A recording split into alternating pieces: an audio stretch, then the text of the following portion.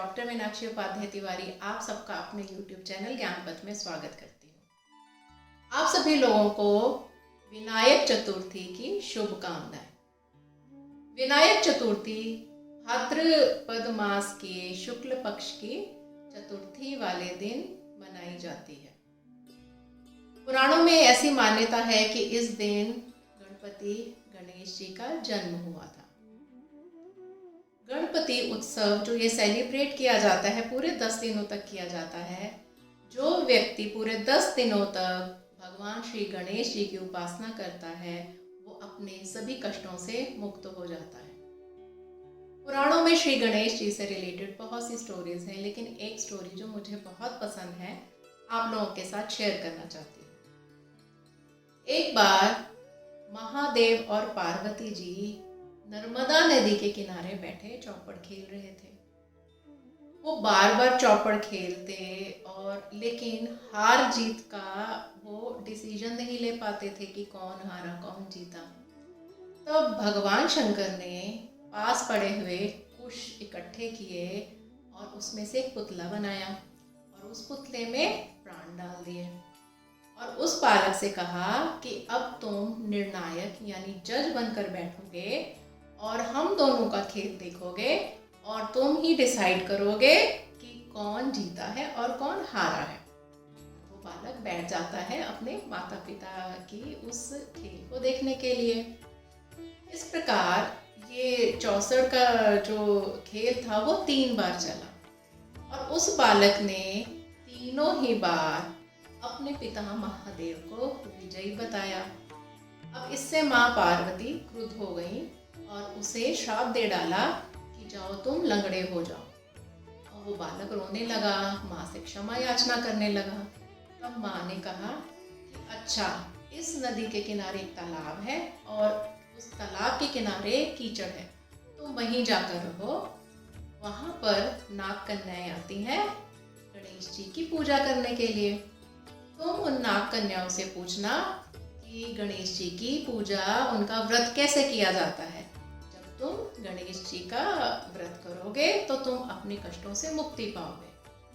और ये कहकर दोनों महादेव और पार्वती जी कैलाश के लिए निकल पड़े।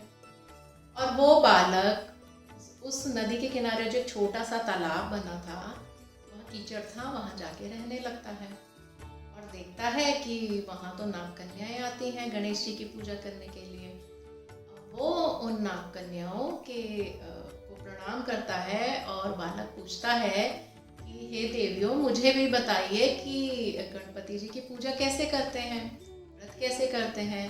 तो उन नाग कन्याओं ने उस बालक को पूरी विधियां बताई कि गणपति जी के लिए चतुर्थी का व्रत कैसे किया जाता है, उनके प्रिय भोज क्या क्या हैं, उन्हें क्या क्या खाने में पसंद है। तो वो बालक वैसे ही जुट गया गणपति जी की आराधना करने के लिए।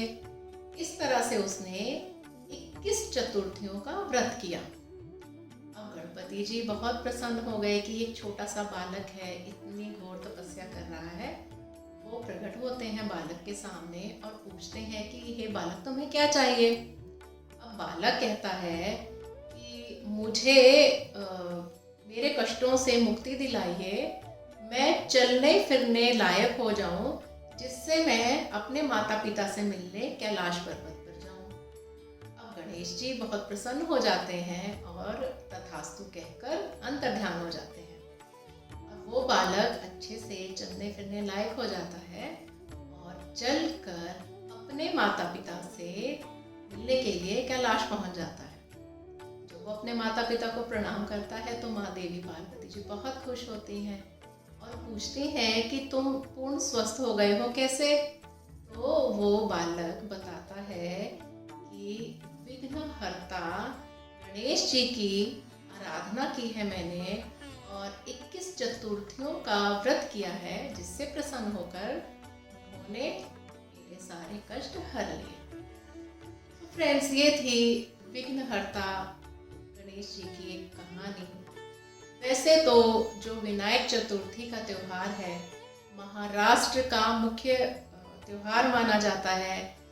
इस त्योहार की जो स्थापना की थी छत्रपति शिवाजी ने 1630 से 1680 के बीच में। लेकिन जैसे ही पेशवाओं का अंत हुआ तो ये एक सामूहिक त्योहार ना होकर के ये पारिवारिक त्योहार के रूप में बदल गया और जो लोग थे वो अलग अलग अपने घरों में स्थापना करके अपनी पूजा किया करते थे।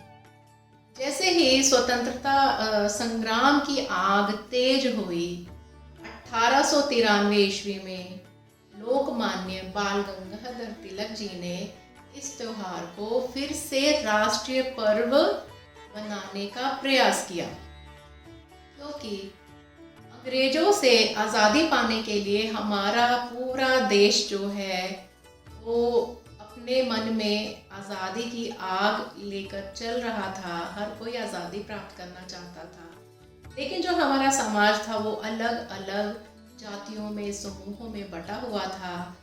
और तिलक जी ने सब ये प्रयास किया कि ये जो जितनी भी जातियां हैं, जितने भी ये हमारे वर्ण हैं, समूह हैं, वो देश में पूरे एकजुट होकर के स्वतंत्रता के लिए संग्राम करें।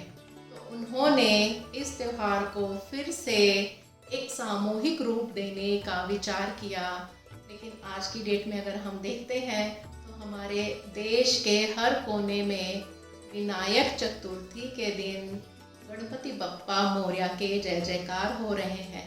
तिलक जी का ये सपना साकार होता हुआ नजर आ रहा है कि हम सामूहिक रूप से एक अपने पंडाल को तैयार करते हैं।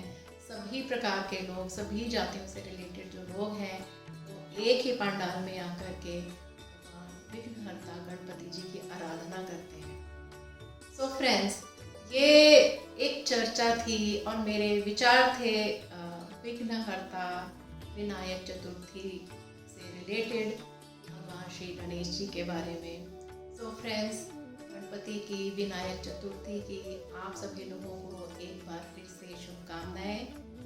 जय श्री कृष्ण, जय श्री गणेश।